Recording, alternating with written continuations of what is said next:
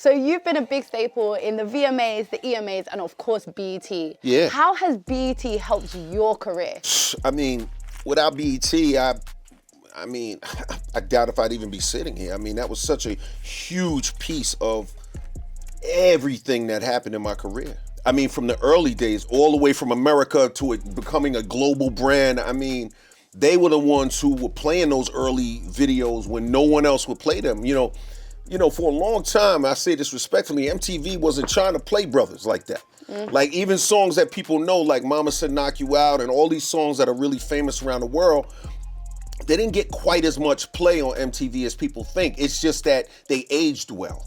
So the songs kind of became part of the cultural zeitgeist of the global entertainment world. But over time, it wasn't like it got like a look like, you know, an immediate like banging look. So yeah, it wasn't straight away. So, you know, that's kind of been part of my story. Like even getting in the Hall of Fame, it took like 99,000 years and tries and attempts and, you know what I'm saying? Like, yeah, let's turn them down another 14 years and all that, but it happened. If a task has once begun, never leave it till it's done.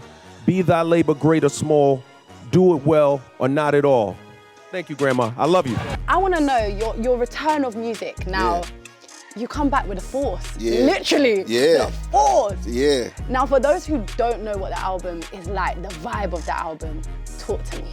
So the album is, you know, the force, and its frequencies of real creative energy, a lot of storytelling. You know, there's narratives on the album that really relate to people and that connect. You know, some is fantasy, some is reality, but all of it is part of me.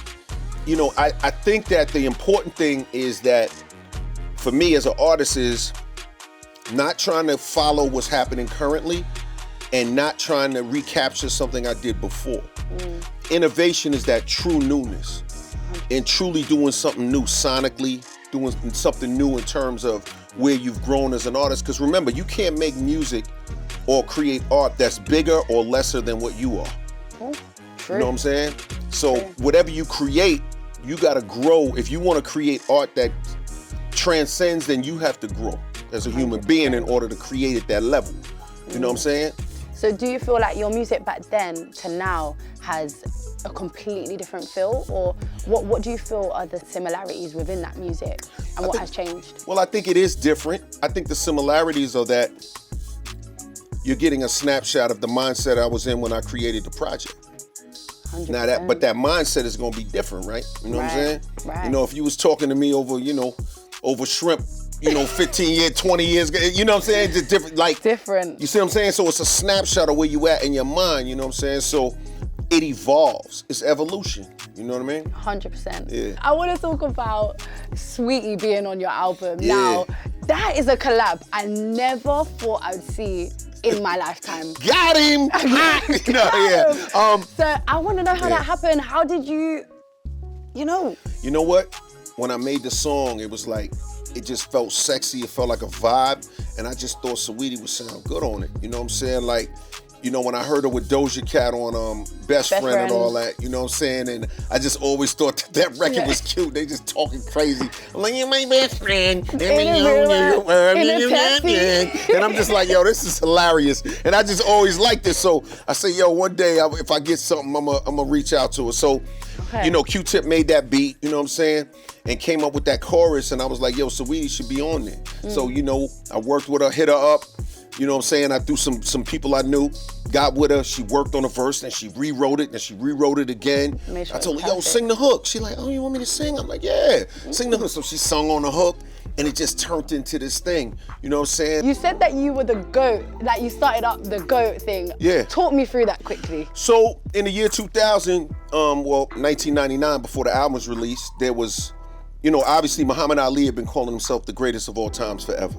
And there was this street basketball player named Earl the Manigault. They called him the GOAT. So I took greatest of all times and GOAT and put them together and made an acronym, greatest of all time. Then I created the album, my album GOAT, released it in 2000. It was the GOAT, featuring James Starr Smith, the greatest of all times, and put it out. Album did well. And the acronym turned into something that I'd be lying if I said I knew it was gonna do that, because I didn't, you know what I'm saying? But I'm glad it did, you know what I'm saying? And it just went into this, it just became a part of global culture. You know what I'm saying? Yeah. I mean, news anchors today, the GOAT. Yeah. You know, they talk about people like, and people don't even know that I'm the one who created it.